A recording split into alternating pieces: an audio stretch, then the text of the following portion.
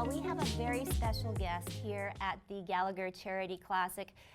It has been a cold day, but all the players are back in. But September, yes, the Jets start, but also September marks the, I guess, homecoming or welcoming of this beautiful lady here, Sara Orlesky.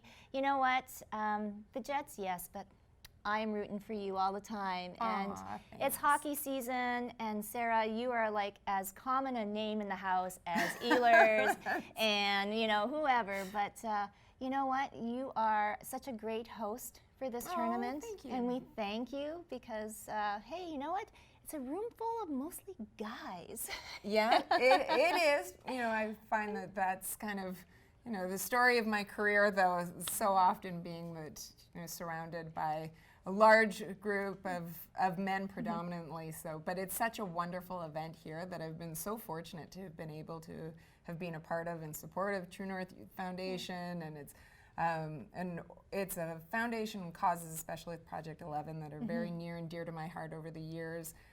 That I've had the good fortune to be involved in. So the fact that I get to keep coming back here every year and I get to see so many wonderful people while helping raise money just means a lot to me.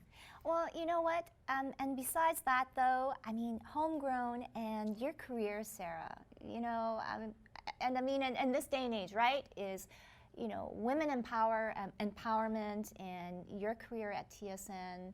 I mean, I've seen it and I love it. I guess let's go back, though, on how it all began for you.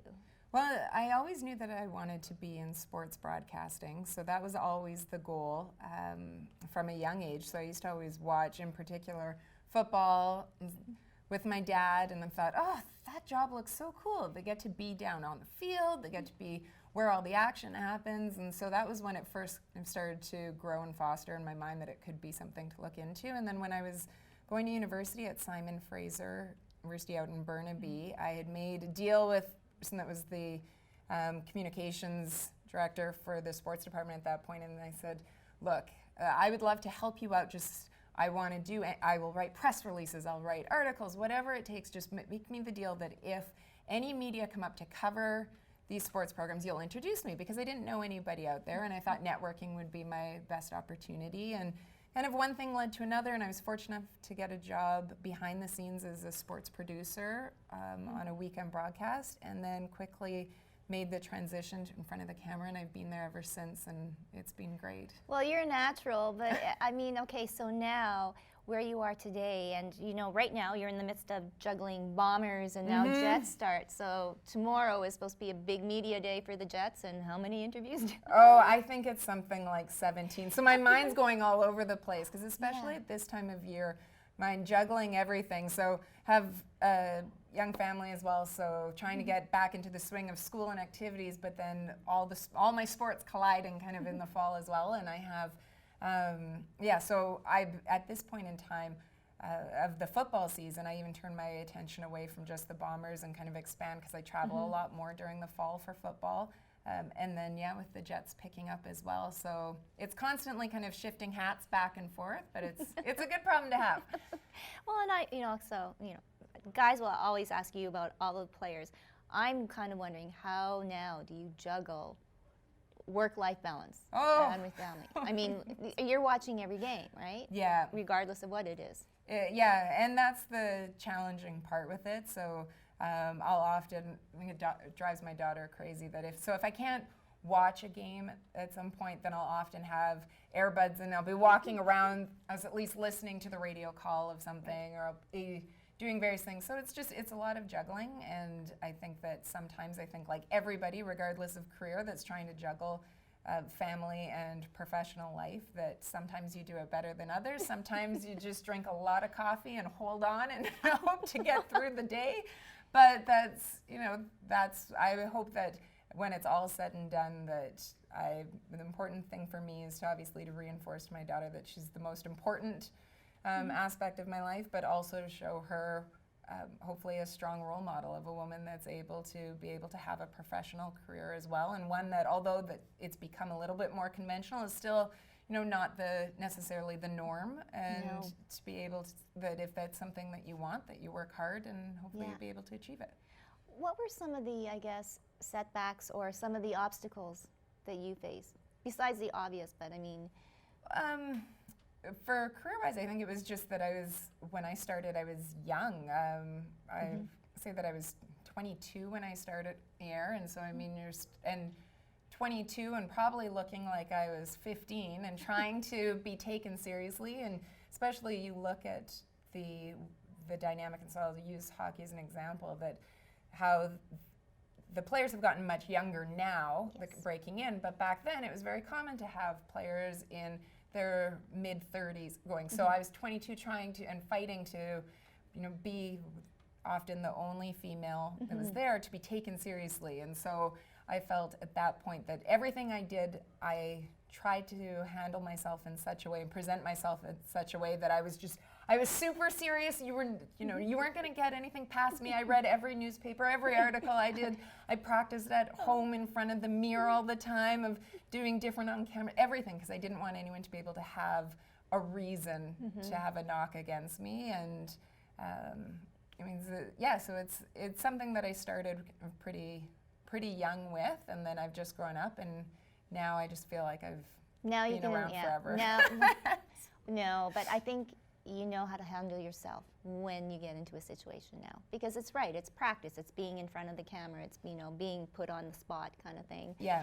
So today, with the Gallagher Charity Classic supporting True North Youth Foundation, and more importantly, Project 11. And you do have a young daughter, 10 years old, and Project 11 actually, that is the age group around where this particular curriculum, that these kids are exposed to. How have you, or how is your daughter related to, or have you had any instances, with mental illness, or asking questions about mental wellness? Well, I've fortunate because of some of the work that I've done with Project 11 and True North, and those relationships that I've formed, that when they've had their youth summits, various things, I've been able to bring my daughter to it, to be able to listen to some of those things, and I try to expose her to it. But I just work hard at trying to make sure that I have an open dialogue with her, because especially I look at how much things have obviously changed since I was that age, and the pressures and the different things that they have to worry about now with social media in particular is my biggest one, I feel, out of all of them, that I'm concerned about, and wanting to make sure that she has a strong sense of self, so that she doesn't feel as if there are going to be ups and downs, but she doesn't attach her self-worth to what it's deemed to be through social media or that sort of thing, and to present herself as strong and confident, and to know that there are a lot of people out there that she's fortunate to have, that if she has concerns, if she's not, that she can have a dialogue with about it, that she can talk to about it, that it's a safe space for it, and that there's lots of people. It doesn't, as much as I want it to be my husband and myself, that there are lots of people that she can turn to if she needs to talk about something. She plays sports? Oh, she sure does. I couldn't have a daughter that didn't play sports. I'm trying to really, one of the tough parts though is that I'm always at the events. So it's tough. I know. So I would love to be in the crowd with her to be able to help foster that even more. But we find, so now I'm going to sit on the couch with me and she'll watch the football games if I'm not working, and so it's growing. It's growing. It's so what sport there. does she play? Hockey? No, she swims, and then she's got a real passion for volleyball and basketball, and she dances and stuff. So she's trying to. I'm also a big believer in having multi-sport athlete, especially at the age of 10. So I'm trying to expose her to as many different sports as possible. Wow. I mean, and you know what? I mean, when you look at it though, Sarah, how amazing is it, right? You can have the best of both worlds. Yeah. And I think that's how children just foster their own beliefs and confidence, which I really think is important. Yeah. And I guess to wrap this up, projecting now for the Jets. I mean, it's 80 games or whatever. It's a long season away. I mean, last year is a different story. Yeah.